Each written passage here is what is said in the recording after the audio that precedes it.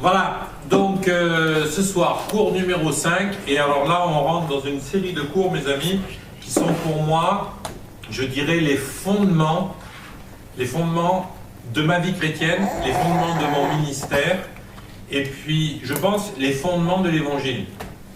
Donc ce qu'on va partager ce soir, c'est quelque chose de particulièrement important. Pourquoi? Parce que si on comprend bien les principes qui vont être exprimés dans les prochains cours, alors il va se passer quelque chose d'extraordinaire, c'est qu'on va pouvoir marcher véritablement dans la grâce de Dieu.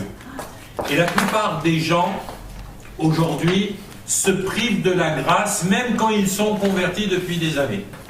Alors, avant de rentrer vraiment dans le vif du cours, je vais simplement vous expliquer un truc. Certains d'entre vous connaissaient Lilakos. Donc, moi j'ai rencontré Lilakos à l'époque où j'étais à l'école biblique. Et donc, quand j'étais à l'école biblique, à un moment donné, il y a ce serviteur de Dieu qui est venu et qui a prophétisé. Et il me connaissait ni d'Adam ni d'Ève, il m'avait jamais vu, il savait pas qui j'étais.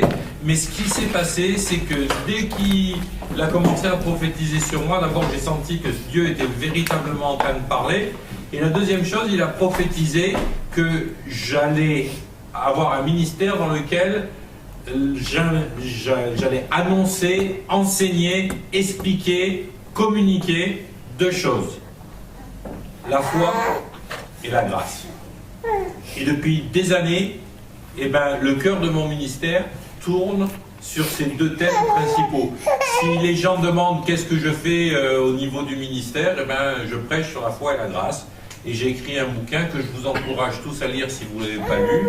C'est Poursuivi par ta grâce. Parce que justement, c'est un livre qui donne la base de ces enseignements. Et ce qu'on va faire dans les prochains cours, c'est vraiment de réfléchir ensemble sur ces domaines. La grâce. Donc le titre du cours numéro 5, c'est la révélation de la grâce. Amen. La révélation de la grâce, c'est quoi? Tout d'abord, il va falloir qu'on commence à se déprogrammer un certain nombre de choses que l'on sait ou que l'on croit savoir, ou un certain nombre de choses qui nous ont été tellement rabâchées qu'on a fini par les croire. Et l'une de ces choses, c'est que la grâce de Dieu, c'est un truc que Dieu, en dernière minute, il s'est dit, oh là là, ils ont tout cassé, ils ont tout, vite, pourvoyons à la grâce. Mais en vérité, c'est pas du tout comme ça que ça s'est passé, et on va voir ça dans la parole de Dieu ensemble. La chronologie de l'histoire de l'humanité que la plupart des gens ont accepté, que ce soit dans les milieux traditionnels ou que ce soit même dans les milieux évangéliques, c'est quoi? C'est que, première étape, au commencement, Dieu il crée un monde parfait. Super, génial. Les petits oiseaux, les petites fleurs, les petits dinosaures mais qui sont gentils, le lion qui est végétarien, tout va pour le mieux dans le meilleur des mondes. Ok? Deuxième étape, il arrive que Adam et Ève chutent. Ils désobéissent à Dieu parce que le diable qui est corrompu est venu leur tendre un piège et c'est la chute. Et à partir de là, le plan merveilleux que Dieu avait prévu est foutu. Troisième étape, vient la loi, ce qu'on appelle la loi mosaïque. L'histoire du peuple d'Israël avec la loi. Moïse qui va donner sa loi, ses commandements et tout ça. Et quatrième étape, vient enfin le sacrifice de l'agneau en Jésus-Christ qui nous permet d'être sauvés, d'être réconciliés avec le Père. Est-ce que vous avez déjà entendu cette chronologie? Est-ce qu'elle vous paraît juste? Le problème c'est que quand on ouvre la Bible elle nous dit que c'est pas comme ça que ça s'est passé. Alors vous voyez, là, on arrive sur un premier point où on va avoir besoin de se remettre en question. Et vous allez voir que pendant toute cette formation, régulièrement, vous allez devoir mettre en question un certain nombre de choses que vous pensiez acquises. Et ce sera d'autant plus vrai pour ceux qui sont convertis depuis des années, parce que ça fait des années que vous entendez parfois les mêmes bêtises. Alors excusez-moi, c'est pas de l'orgueil, vous pouvez penser que je suis peut-être un peu présomptueux. Qu'est-ce qu'il a celui-là à remettre en question ces piliers de la parole de Dieu, eh ben, je remets en question avec la parole de Dieu, parce que justement, la parole de Dieu, elle nous dit que ça ne s'est pas passé dans cet ordre-là. Alors, si ça ne s'est pas passé dans cet ordre-là, dans quel ordre ça s'est passé? Est-ce que quelqu'un a une idée? Ouais? En fait, le plan de la grâce a déjà été prévu avant la fondation du monde. Amen. Le plan de la grâce a été prévu et pourvu avant la création du monde. Et ça, mes amis, c'est pas moi qui le dis, c'est pas le cours qui le dit, c'est la Bible. Si on ouvre notre Bible, on va trouver dans l'épître à Timothée, deuxième épître de Timothée, chapitre 1, versets 8 à 10. N'aie donc pas honte du témoignage à rendre à notre Seigneur, ni à moi son prisonnier, mais souffre avec moi pour l'Évangile par la puissance de Dieu, qui nous a sauvés et nous a adressé une sainte vocation, non à cause de nos œuvres, mais selon son propre dessein, et selon la grâce qui nous a été donnée en Jésus-Christ avant les temps éternels. La grâce, je répète la fin de ce verset, la grâce qui nous a été, donc au passé, qui nous a été donnée en Jésus-Christ, quand ça? Eh bien, avant les temps éternels. Waouh! Avant les temps éternels. Qu'est-ce que ça veut dire avant les temps éternels, Fabien? Je ne sais pas, justement. Justement, Fabien, il ne sait pas. Et je pense qu'il y a beaucoup de gens qui se posent la question. Eh bien, avant les temps éternels, ça veut dire que avant le temps, il y a quoi? Nous, quand on dit avant hier, c'est le jour qui précède hier.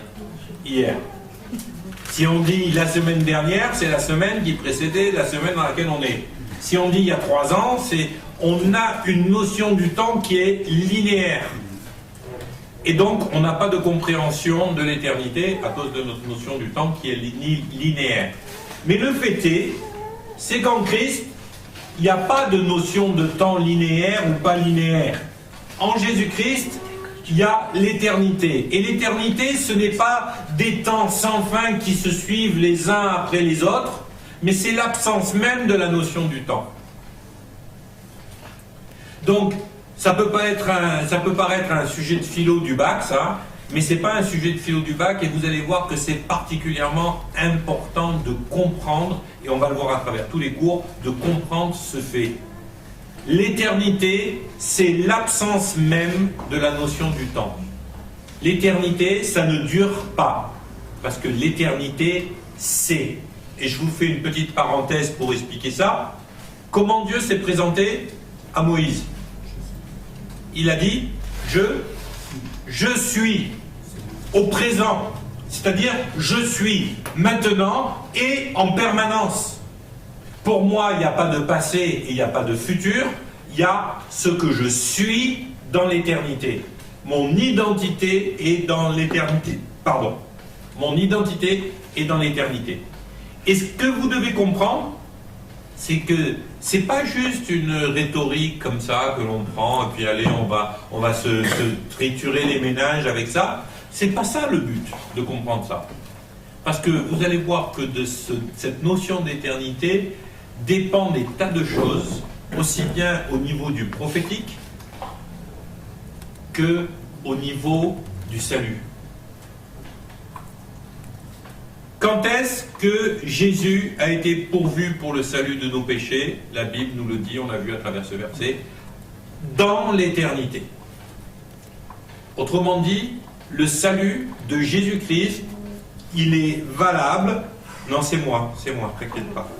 Le salut de Jésus-Christ, il est valable aussi bien aujourd'hui qu'il était il y a 2000 ans, qu'il était il y a 4000 ans, qu'il était il y a 6000 ans. Le salut de Jésus-Christ, il est valable pour tout le monde. Pourquoi? Parce que ce salut a été pourvu dans l'éternité.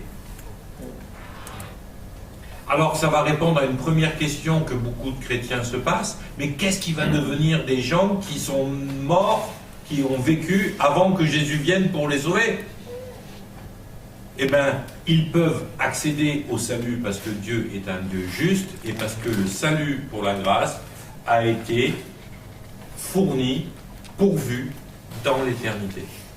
Alors ça peut paraître très complexe comme ça, expliqué comme ça, mais vous verrez qu'à travers tous les cours, on reviendra sur cette notion de l'éternité, parce que c'est ce qui nous amène à comprendre que la Bible est juste et que Dieu est juste. Dieu, il n'a pas fait de tous les gens qui sont nés à partir de 2030 ses chouchous. Et tous les autres, tant pis pour eux. Parce que ça n'aurait pas été juste. Dieu, il a pourvu dans l'éternité au salut. Amen. De la même façon, comment on appelait les prophètes dans l'Ancien Testament? Vous vous souvenez? Les voyants. Ça n'avait rien à voir avec la voyance d'aujourd'hui, hein, parce qu'eux, ils ne voyaient rien du tout. Mais les voyants. Et il y a une grosse différence entre voir et deviner. La prophétie, ce n'est pas un art divinatoire. On n'est pas en train d'essayer de deviner ce qui va se passer demain à travers le Saint-Esprit. Non, la Bible nous parlait des prophètes comme étant des voyants. Pourquoi? Parce que lorsque vous prophétisez, qu'est-ce qui se passe? Et bien tout d'un coup, vous levez la tête, vous sortez de la ligne de temps linéaire dans laquelle nous vivons, et spirituellement, parce que votre esprit est éternel, spirituellement, vous allez dans l'éternité, et c'est comme ça que des gens comme Daniel ont eu des visions de choses qui ne pouvaient même pas exister à son époque. Mais ils l'ont vu.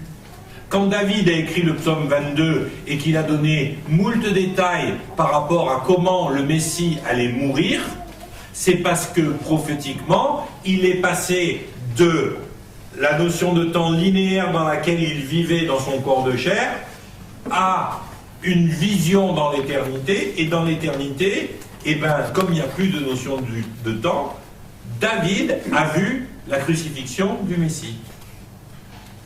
Amen. Est-ce que vous saisissez le principe? C'est vraiment important de le comprendre. Pourquoi? Parce que si on comprend ça, alors on comprend que Dieu est juste. Si on ne comprend pas ça, on a du mal à comprendre la justice de Dieu. Ok? Donc, dans ce premier texte de Paul, où il nous parle de l'agneau qui a été, où il nous parle de Jésus qui a pourvu au salut avant les temps éternels, on s'aperçoit que Jésus, en fin de compte, il y a 2000 ans, il a été manifesté. Ce salut a été manifesté par Christ sur terre au moment où il est mort sur la croix. Ensuite, eh ben, non seulement il est manifesté, mais en plus c'est appuyé dans ce que dit un autre passage de la parole de Dieu, Apocalypse 13, verset 8.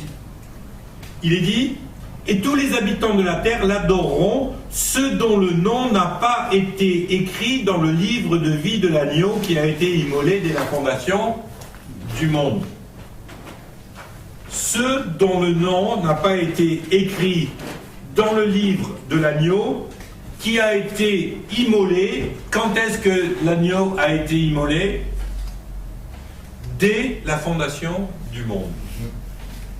Donc pas au temps de Jésus, vous êtes d'accord? Mais dès la fondation du monde. Et ça nous ramène dans le premier verset de Jean, Jean chapitre 1, verset 1. Au commencement était la parole était avec Dieu, la parole était Dieu. De qui il parle? De Jésus. Rien n'a été fait sans elle. Au commencement. Jésus est là au commencement. Jésus, il n'est pas venu uniquement il y a 2000 ans sur terre. D'abord, on le voit venir tout au long de l'Ancien Testament. Mais en plus de ça, il a pourvu au salut avant la fondation du monde. Ça veut dire quoi, mes amis? Ça veut dire que Dieu avait pourvu, avant même que le péché ne vienne dans le monde, il avait déjà pourvu à la réconciliation avec ses enfants. Amen. Waouh! Vous ne croyez pas qu'on a besoin d'avoir cette révélation? Alors quand vous entendez ça, eh ben, le truc de oh, j'ai trop péché, Dieu ne peut pas me pardonner, balayez. Dieu a pourvu à un tel salut avant que le péché n'entre dans le monde. Dieu avait déjà pourvu à la réconciliation. Il n'y a pas un péché que tu ne peux pas confesser à Dieu et qu'il n'effacera pas de ta vie. Il n'y en a pas. Dieu a prévu, dès la fondation du monde, que quiconque croit dans la vie du Seigneur Jésus soit sauvé. Quiconque. Autrement dit, eh bien, ceux qui sont nés avant le sacrifice de la croix il y a 2000 ans, ils ont, je ne sais pas comment, mais ils ont accès au salut. De la même façon que toutes les générations, les unes après les autres. Amen. Ça, c'est quelque chose qui est particulièrement important. Ce deuxième verset qu'on vient de lire est riche d'enseignements. Pourquoi? Parce que d'abord, il nous confirme le premier, et c'est important d'avoir des confirmations, d'avoir plusieurs confirmations. Et même si c'est un peu mystérieux pour nous, c'est quelque chose qui est vraiment important. Mais on peut, à partir de là, comprendre qu'il y a un certain nombre de choses dans la Bible qui sont des préfigurations du sacrifice de Jésus. Elles sont des manifestations de ce que Dieu a pourvu dans l'éternité depuis toujours. Amen. Amen. Le second enseignement que nous donne ce texte, et c'est vraiment quelque chose qui est vraiment important, et moi ça m'a pris des années avant de réaliser ça, c'est que le texte, quand on lit « Ceux dont le nom n'a pas été inscrit dans le livre de l'agneau », c'est quelque chose qui nous a induit en erreur pendant très longtemps. Je vous explique pourquoi. Concrètement, la plupart du temps, quand on prêche l'évangile, en fonction du type d'église, soit au moment où vous avez levé la main à l'appel, soit au moment où vous êtes baptisé, on vient vous dire « Ah, ça y est, ton nom est inscrit dans le livre de vie ». Qui c'est qui a déjà entendu ce genre de choses? Amen. Bon, ceux qui ont été baptisés, qui se sont convertis ici, non, certainement pas. Mais la plupart du temps, dans les milieux évangéliques, on vient vous dire que votre nom est inscrit dans le livre de vie à partir du moment où vous avez été baptisé, ou à partir du moment où, en tout cas, vous avez donné votre vie à Jésus. Or, il s'avère que si vous prenez ce texte, il nous a été traduit « ceux dont le nom n'a pas été inscrit dans le livre de vie », mais le mot qui a été traduit par « pas » peut aussi se traduire par « plus ». Et on pourrait donc lire ce verset « Ceux dont le nom n'est plus inscrit dans le livre de vie de l'agneau ». Et là, il y a quelque chose de particulièrement important à réaliser. C'est que si on le prend dans ce sens-là, la traduction, ça explique un paquet de choses. En particulier par rapport à la prédestination, entre guillemets, avec laquelle Calvin il s'est un peu tiré les cheveux. Calvin disait que, grosso modo, il y a des gens, ils sont prévus pour le salut, et puis il y a des gens, ils n'ont pas été prévus pour le salut.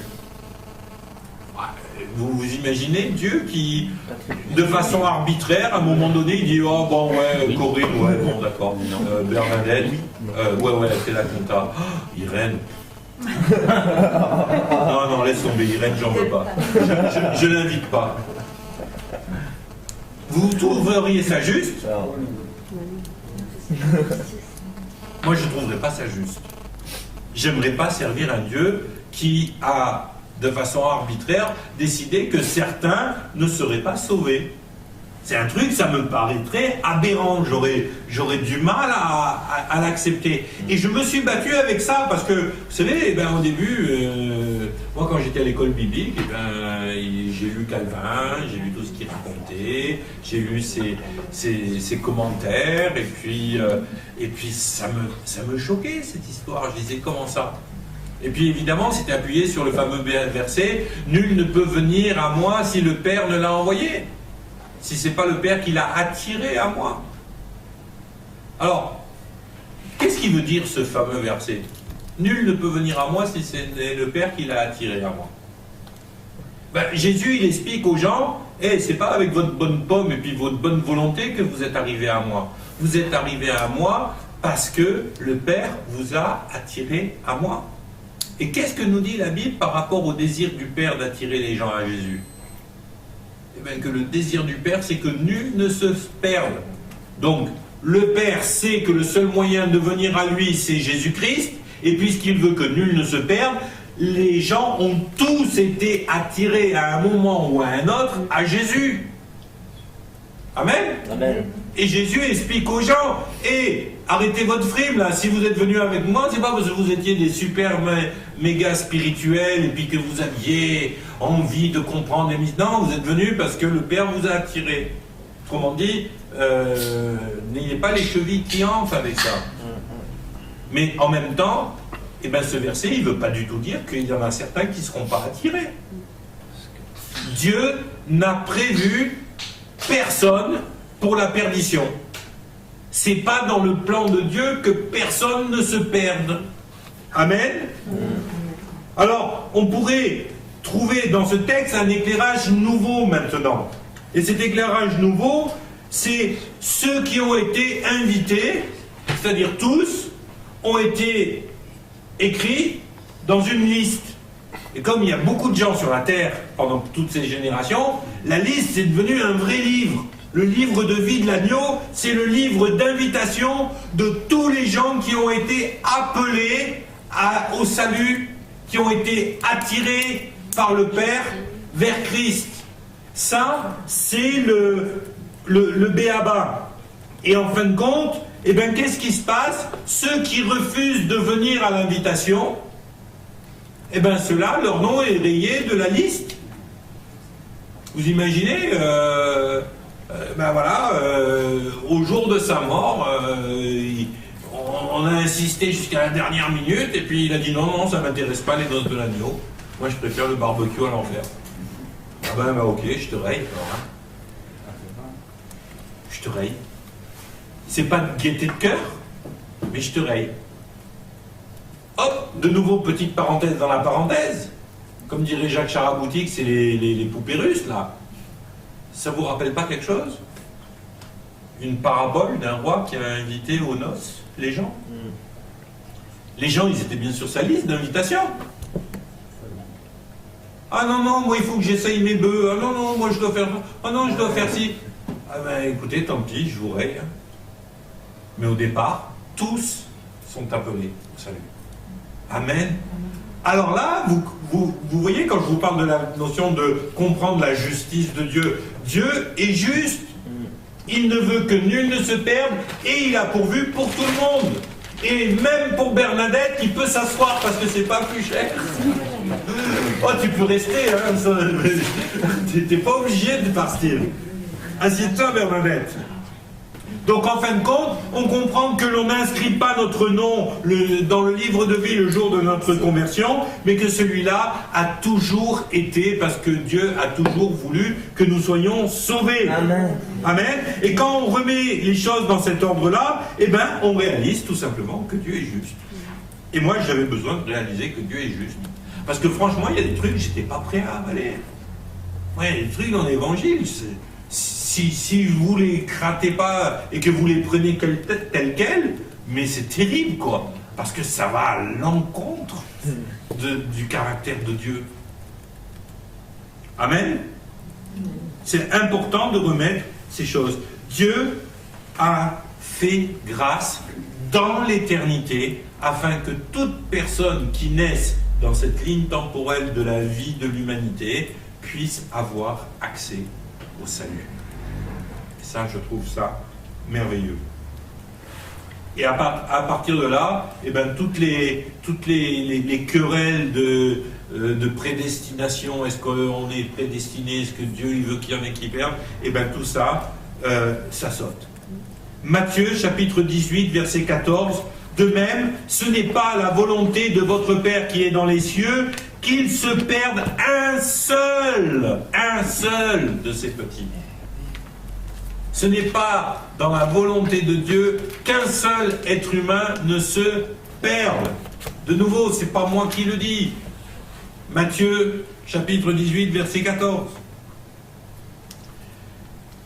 Mes amis, si Dieu voulait que quelqu'un se perde, eh bien, ce serait complètement incompatible avec son caractère. Parce que qu'est-ce qu'elle nous dit, la Bible, du caractère de Dieu? Elle nous dit qu'il est lent à la colère, qu'il est riche en bonté, qu'il est plein de miséricorde. Est-ce que vous imaginez qu'un Dieu lent à la colère, riche en bonté, plein de miséricorde, décide, un tel, je ne veux pas qu'il soit sauvé? Hop, Judas, il nous en fallait un pour trahir Jésus, ce sera Judas, il était prévu pour l'enfer. Oh, sans blague. Donc ça veut dire que Dieu, il a créé Judas pour l'enfer. Il y a un problème là. Il ne veut que nul, aucun ne se perde. Même pas Judas. Mes amis, si Judas, plutôt que d'exercer à son encontre sa propre justice en acceptant de se condamner, de se juger coupable et de s'exécuter lui-même, il était allé se jeter au pied de la croix quand on avait crucifié Jésus en disant « Seigneur, je suis fou, regarde ce que j'ai fait, je suis désolé. Je te demande pardon. » Est-ce que vous croyez que Jésus, il aurait défait les clous pour pouvoir croiser les bras et lui dire « Ah non, toi c'est trop tard ». Il aurait été sauvé. Parce que le Père ne veut que nul ne se perde. Par contre, Judas, il a préféré exercer à son égard sa propre justice. Et je vais vous dire une chose, mes amis. Souvent, on utilise sa propre justice pour les gens, soi-disant, qui font n'importe quoi et puis qui prennent des libertés avec la parole de Dieu. Ouais, il fait sa propre justice. Mais la plupart des gens que j'ai connus s'appliquer leur propre justice, c'était des gens qui se refusaient la grâce que Dieu leur avait donnée. Plus que des gens qui faisaient n'importe quoi et puis qui disaient « Ah ben c'est normal ». Non, non, la plupart du temps, c'est des gens qui n'arrivaient pas à rentrer dans la grâce que Dieu avait pourvue à travers Jésus-Christ. Amen. Judas Iscariote, il aurait pu être sauvé. Il aurait pu être libéré de son péché. Et quand Dieu dit, il aurait mieux fallu qu'il te prenne une pierre autour du cou et puis qu'il se jette dans la mer plutôt que de faire ce qu'il a fait. Dieu ne nous dit pas, ah ben voilà, il aurait mieux fallu, mais il n'avait aucune possibilité de le faire. Non, non, il nous dit, il aurait mieux fallu. Parce qu'il va finir en enfer. Pas parce que je l'ai décidé, mais parce que dans l'éternité, Dieu a vu ce que Judas a choisi de faire. Dieu a vu Judas qui est allé se prendre. Et je suis sûr que le cœur du Père a crié de désespoir en voyant Judas se prendre.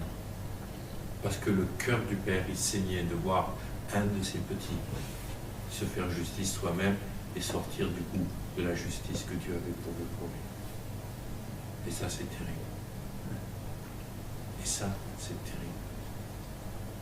Chaque homme et chaque femme qui meurt et qui part en enfer déchire le cœur du Père, déchire le dos de Jésus à la croix, déchire les émotions du Saint-Esprit.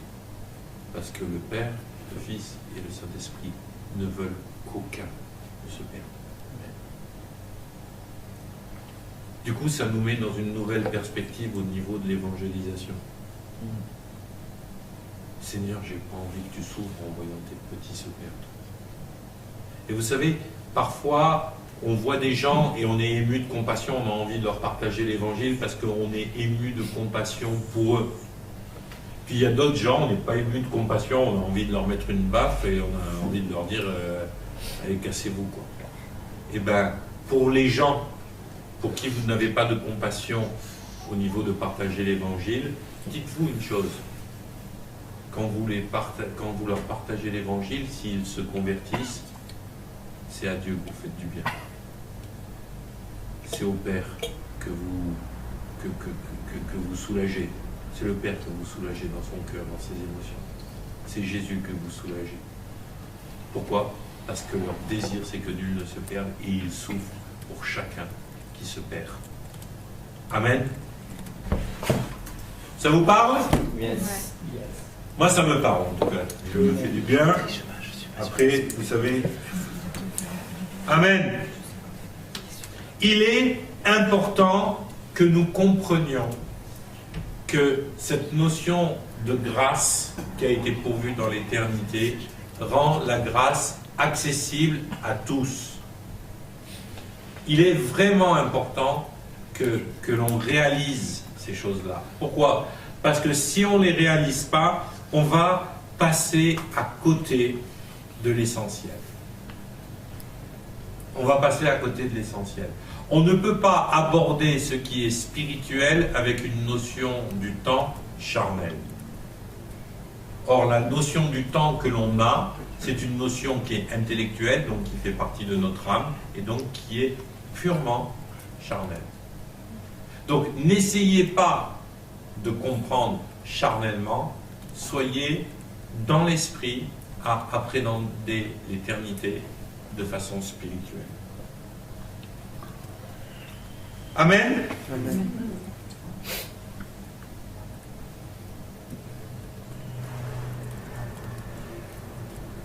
Ensuite, il est important que l'on comprenne, que on peut s'approcher soit du trône de la grâce, soit on peut s'approcher du trône des mérites. Et si on a envie d'aller dans une nouvelle révélation de la grâce, c'est aussi pour arrêter le dimanche matin d'aller vers le trône des mérites. Alors vous allez me dire, mais de quoi tu nous parles là? Le trône de la grâce, le trône des mérites, qu'est-ce que tu veux dire par là? Ben, je vais vous expliquer un petit peu le principe. Dimanche matin, le pasteur fait un super message sur la bénédiction de Dieu. Et là, vous vous dites, waouh, c'est trop génial, j'ai passé une super semaine avec Dieu, j'ai vécu des trucs, machin, trucs, j'étais au taquet, j'ai prié pendant des heures, j'ai lu 30 chapitres de la Bible, j'ai aidé ma voisine à descendre sa poussette, j'ai aidé la petite mamie à traverser la rue, j'ai fait ci, j'ai fait ça, je suis venu au cybercafé, j'ai témoigné, le gars il s'est converti, j'ai fait ça. C'est sûr, le message sur la bénédiction, je m'en saisis et je vais me régaler. Ben, si vous faites ça, vous vous approchez le dimanche matin du trône des mérites. Vous avez l'impression que parce que vous avez fait toutes ces bonnes choses, vous allez avoir plus d'accès à la bénédiction de Dieu. Ce qui est assez intéressant, c'est que Paul, il nous parle des œuvres, des mérites et de tout ça de façon très claire. Hébreux chapitre 6, verset 1. C'est pourquoi, laissant l'enseignement élémentaire, ça veut dire de base, le béaba, le petit lait, c'est pour ça, laissant le petit lait de la parole de Christ, tendons à ce qui est parfait, sans avoir à poser le fondement du renoncement aux œuvres mortes, de la foi en Dieu, des doctrines, des baptêmes, de la position des mains, de la résurrection des morts et du jugement éternel. Paul nous parle de ces choses-là comme étant le fondement. Alors je voudrais faire un petit vote à main levée. Qui, à part moi je vous dis tout de suite, je lève la main, qui, à part moi, s'est dit un jour qu'il méritait quelque chose de la part de Dieu? Voilà. Eh bien les amis, j'ai une mauvaise nouvelle pour vous, vous méritez rien. La seule chose que vous méritez de la part de Dieu, c'est l'enfer. Ah non! Mais on a tous cette pensée. Je vais vous dire comment elle s'exprime, cette pensée, parfois. Ouais, si je prie plus, je verrai plus de miracles. Ouais, super. Pourquoi? Ouais, si j'ai plus la foi, je verrai plus de miracles. Ah ouais?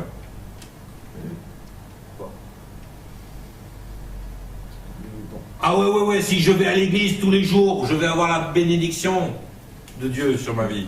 Ah ouais? Et pourquoi? Ah ouais, si je donne ma dîme, je vais avoir la bénédiction financière. Ah ouais? Ça me l'est. Tu crois que tu peux mériter la parole, la bénédiction de Dieu? Moi, je vais vous dire une chose. Mais attends, est-ce que je t'ai jamais privé de manger? Est-ce que tu as fait beaucoup de bêtises dans ta vie? Est-ce que tu m'as désobéi souvent? Est-ce que tu t'es pris des fessées? Ah oui. Et oui, pour tout le reste aussi. Hein. Mais est-ce que à n'importe quel moment de ta vie, tu as pensé qu'on t'aimait plus? Non. Est-ce qu'on a retenu la bénédiction pour toi? Non. Voilà. Pourquoi? Parce que c'est notre fils. Il n'a pas besoin de mériter notre amour, il a de toute façon notre amour parce que c'est notre fils. Ton fils, il a besoin de mériter ton amour? Et le tien? Irène, il a besoin de mériter ton amour? Absolument pas. Tu l'aimais moins il y a 2 ans avant qu'il se convertisse? Je l'aime vraiment pas dans cette relation. Amen. Donc vous voyez, on n'a pas à mériter la bénédiction de Dieu. Ok? Deuxième cas. Le dimanche matin, le même pasteur, parce qu'il est super doué, il fait de nouveau un super message sur la bénédiction de Dieu. Et là, vous vous dites, oh pétard, j'ai vécu toute la semaine sans me préoccuper de Dieu, sans me préoccuper de l'Église. J'ai pas ouvert ma Bible une seule fois. J'ai prié vaguement un repas sur 2 et encore la plupart du temps, j'ai oublié. Voilà, c'est pas possible. Dieu, il peut pas me bénir. De nouveau, vous êtes à côté de la plaque. Vous êtes à côté de la plaque. C'est pas parce que vous avez fait tout foirer dans la semaine que Dieu vous aime moins et qu'il a décidé, ben, je ne vais pas vous bénir. Et si vous croyez ça, eh ben, vous avez un problème. Romains 8, versets 38 à 39. Car j'ai l'assurance, c'est-à-dire que je suis convaincu au plus profond de moi, car j'ai l'assurance que ni la mort, ni la vie, ni les anges, ni les dominations, ni les choses présentes, ni les choses à venir, ni les puissances, ni la hauteur, ni la profondeur, ni aucune autre créature ne pourra nous séparer de l'amour de Dieu manifesté en Jésus-Christ notre Seigneur. Amen. Amen. J'ai l'assurance. Amen. Et la plupart du temps, eh ben, on a beau avoir lu le verset, on a beau l'avoir compris, on l'a parfois appris par cœur, mais le problème, c'est qu'on continue de façon instinctive à croire que quand on a fait une boulette, Dieu il nous attend avec une patte de baseball pour nous en mettre un grand coup dans la tête en disant « Ah pétard, attends que je te chope, toi !» Hey, la révélation de la grâce de Dieu. Cette révélation qui me permet de comprendre que rien ne peut me séparer de l'amour que Dieu a manifesté pour moi en Jésus-Christ, notre Seigneur. Waouh! Celui-là, moi je vous encourage à l'apprendre par cœur, ce verset.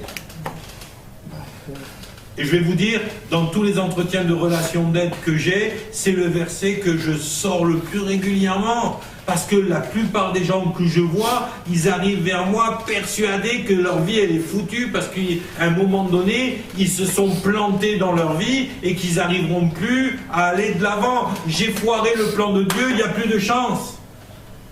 Amen. Yes. Je vais vous dire, vous savez c'est quoi la plus grande différence qu'il y a entre l'évangile de Jésus-Christ et toutes les religions du monde? Toutes, hein, je ne vous parle pas, il n'y en a pas une seule. Hein.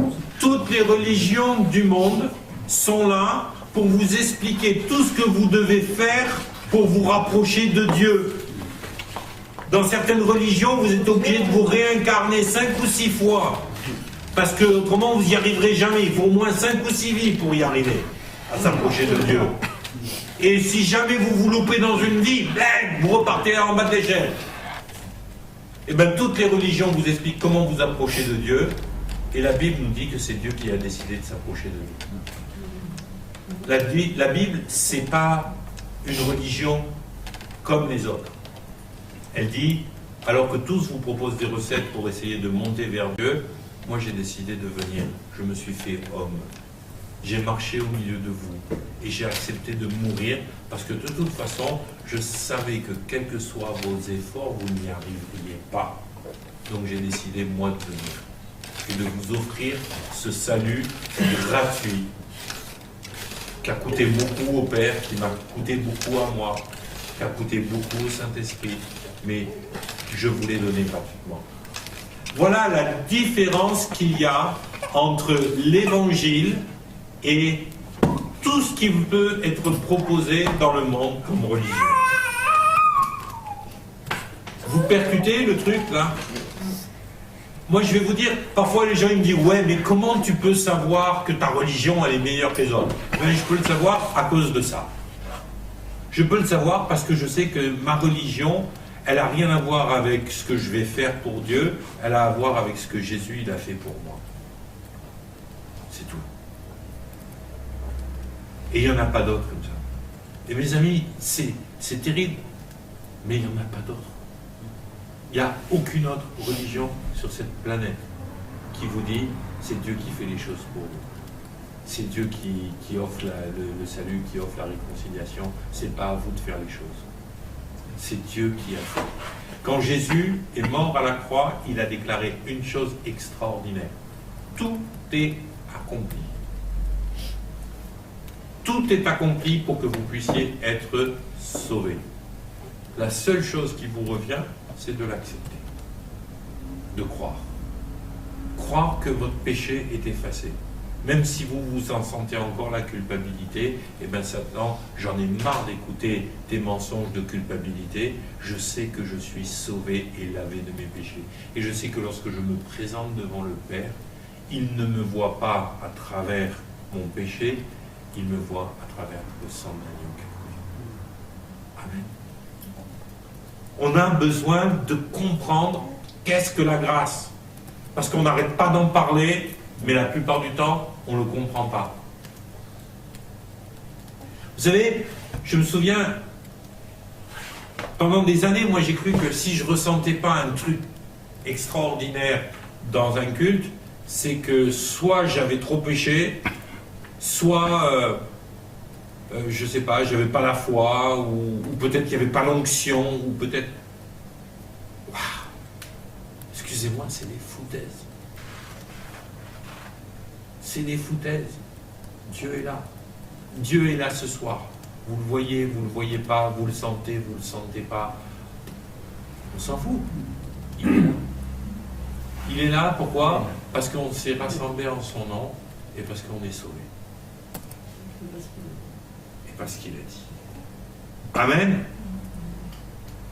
Ne vous approchez pas du trône des mérites, ça ne sert à rien avec Dieu. Autrement dit, on inverse en fin de compte les choses quand on s'approche du trône des mérites. On met la charrue avant les bœufs. Les gens essayent de faire des choses pour plaire à Dieu en se disant peut-être que si je lui plais assez, il va me bénir. Alors qu'en vérité, Dieu nous a bénis, et si nous, on veut faire des choses pour lui, c'est pas pour recevoir plus, puisqu'il nous a déjà tout donné. Mais c'est parce qu'on aime. Et la Bible nous dit, tout ce que vous faites, faites-le motivé par l'amour. Par l'amour de Dieu et par l'amour de votre prochain. C'est l'opposé de la manipulation que l'on vit dans ce monde. Amen. Alors, ne soyons pas dans la manipulation. Alors, il y a des gens qui me disent, ouais, mais tu sais, Michael, c'est trop facile. Le problème, c'est que, à force de prêcher la grâce, et puis c'est quelque chose qui m'a été dit plusieurs fois déjà, hein, il y a un frère qui a fait cette formation de disciples que j'ai amené au Seigneur, que j'ai baptisé, et un jour, il est parti en claquant la porte, en me disant, ouais, à force de prêcher la grâce, ça veut dire que les gens, ils peuvent faire ce qu'ils veulent. Ben, moi, je vais vous dire une chose, quand vous avez compris la grâce, vous n'avez pas envie de faire ce que vous voulez. Je peux vous garantir que vous n'avez pas envie. Parce que Dieu, il efface tout, il supporte tout, il est lent à la colère, mais il n'aime pas qu'on le prenne pour une bille. Il y a un verset qui le dit aussi. Dieu n'aime pas être pris pour une bille, je sais pas. Je sais pas dans quel évangile c'est. Non, Mais c'est pas là-dessus. parce comme on enregistre la vidéo, voilà. Voilà. Alors, qu'est-ce qui nous pose un problème dans ça? Ben, le premier problème qui nous est posé, c'est notre ego. On aimerait bien être méritant de quelque chose quand même. Moi, je ne sais pas si je vous avais raconté l'histoire de ce pasteur qui, dans une réunion pastorale, il a commencé à me présenter, et puis, d'abord, pourquoi il me présentait à moi, et puis il me disait, oui, ben, je vous présente, Michael, c'est un ancien toxico, un ancien marginal, hein, oh là là, heureusement que le Seigneur est venu le chercher, parce que alors lui, c'était vraiment grave. Hein. Et toi, patate, c'était pas grave pour toi? Alors quand on m'a donné la parole, j'ai dit, eh ben, écoutez, moi je vous le présente à lui, je ne dirai pas qui c'est, je vous le présente à lui, c'est un ancien bourgeois, complètement égoïste, orgueilleux, pétri de bons sentiments, persuadé que sa vie valait mieux que celle des marginaux dans la rue, mais heureusement Dieu l'a sauvé aussi. Ah, je vous explique pas la tête qu'il a fait. Mais après, dans la voiture, il m'a demandé pardon. Il m'a dit, écoute, j'ai réalisé un truc, c'est que moi aussi, j'avais vraiment besoin de l'évangile. Et vous savez quoi? Eh bien, je crois qu'on a besoin de réaliser. Il n'y a pas de grands et de petits péchés. Il n'y a pas de grands et de petits pécheurs.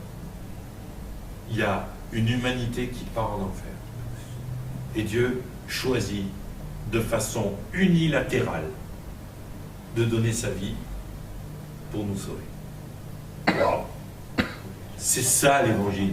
Et si quelqu'un vous demande pourquoi l'évangile c'est une meilleure religion que les autres, d'abord parce que c'est pas une religion, et puis parce que c'est Dieu qui fait tout. Amen. Amen. Nous on n'était pas capables. Alors vous allez me dire, mais dans ces cas-là, alors pourquoi Dieu, si on doit vivre dans la grâce, pourquoi Dieu a-t-il inventé la loi? Ben la loi, elle a son rôle à jouer dans le salut. Déjà, son rôle, c'est de nous faire prendre conscience de notre état de pécheur, parce qu'on ne peut pas être gracié si on n'est pas coupable. Amen. Si vous n'êtes pas coupable, vous ne pouvez pas être gracié. Vous ne pouvez pas reconnaître votre état, vous ne pouvez pas être gracié. Donc, la loi, elle nous permet déjà de réaliser qu'il y a des choses qui ne tournent pas rond dans notre vie. Puis ensuite, la loi, c'est ce qui nous a permis d'être conduits jusqu'à la croix de Jésus. Et de comprendre qu'il y avait un véritable danger si on n'acceptait pas ce sacrifice.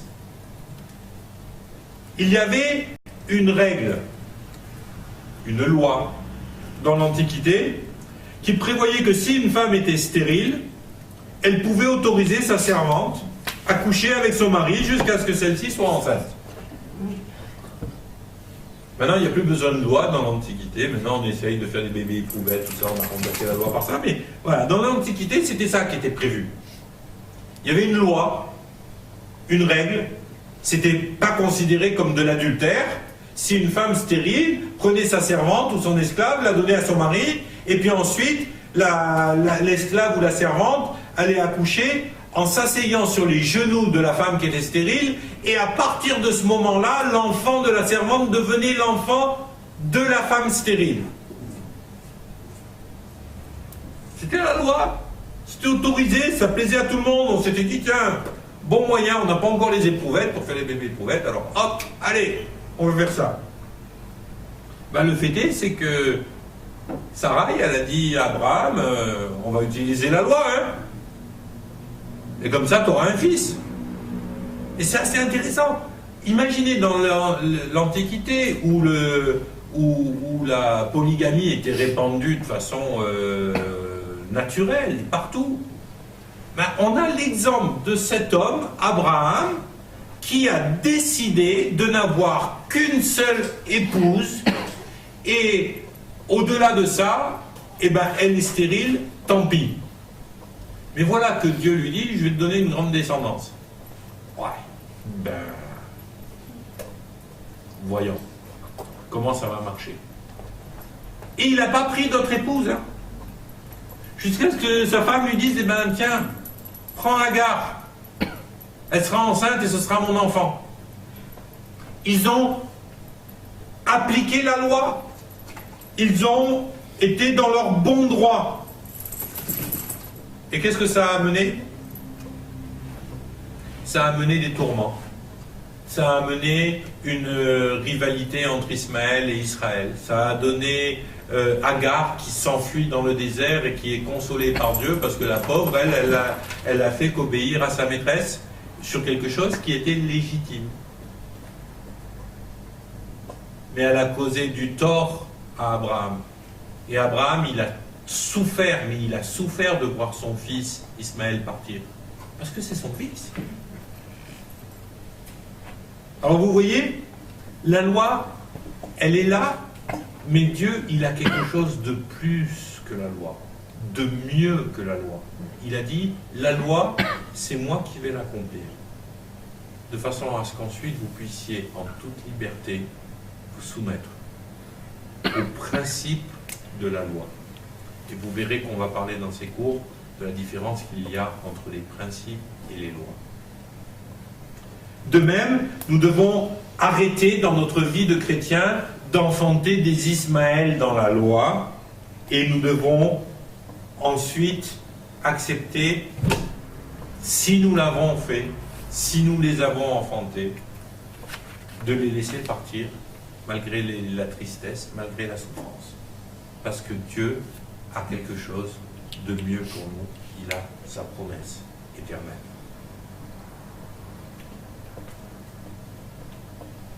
On va terminer le cours de ce soir avec une brève étude de l'Épître aux Galates, chapitre 4, versets 22 à 31. Je vais vous la lire. Car il est écrit qu'Abraham eut 2 fils, l'un de la femme esclave et l'autre de la femme libre. Mais celui de l'esclave naquit selon la chair, et celui de la femme libre naquit en vertu de la promesse. Ces faits ont une valeur symbolique, car ces 2 femmes sont 2 alliances. L'une du mont Sinaï, enfantant la servitude, c'est Agar. Car Agar, c'est le mont Sinaï en Arabie, et elle correspond à la Jérusalem actuelle, qui est dans la servitude avec ses enfants. Mais la Jérusalem d'en haut est libre. C'est notre mère. Car il est écrit, réjouis-toi stérile, toi qui n'enfantes point. Éclate, épouse des cris, toi qui n'as pas éprouvé les douleurs de l'enfantement, car les enfants de la délaissée seront plus nombreux que les enfants de celles qui étaient mariées. Pour vous, frères, comme Isaac, vous êtes des enfants de la promesse. Waouh! Vous entendez ça? Des enfants de la promesse. De même qu'alors celui qui était né selon la chair a persécuté celui qui était né selon l'esprit, ainsi en est-il encore maintenant. Mais que dit l'Écriture? Chasse l'esclave et son fils, car le fils de l'esclave n'héritera pas avec le fils de la femme libre. C'est pourquoi, frères, nous ne sommes pas enfants de l'esclave, mais de la femme libre. C'est pour la liberté que Christ nous a affranchis. Demeurez donc fermes et ne vous laissez pas mettre de nouveau sous le joug de la servitude. Amen. Moi, je pense que ce texte, il est important que nous le méditions, parce que, en le méditant, on va être capable de faire des choix. Comme je le disais tout à l'heure, on n'est pas là pour jeter la Bible en disant on fait ce qu'on veut. C'est pas ça le principe. Mais en même temps, à nous de comprendre que dans la Bible, il y a des choses qui sont directement liées à la servitude et que ces choses-là, nous en avons été affranchis par la grâce. Amen. On étudiera dans le courant de cette année un cours qui s'appelle des principes et des lois, afin de comprendre que les principes que Dieu nous a donnés sont immuables, mais que les lois, elles ont besoin d'être changées parfois. Que le Seigneur vous bénisse. Je vous donne rendez-vous jeudi prochain. Vous n'oubliez pas, ce sera le jeudi de l'offrande. Il est.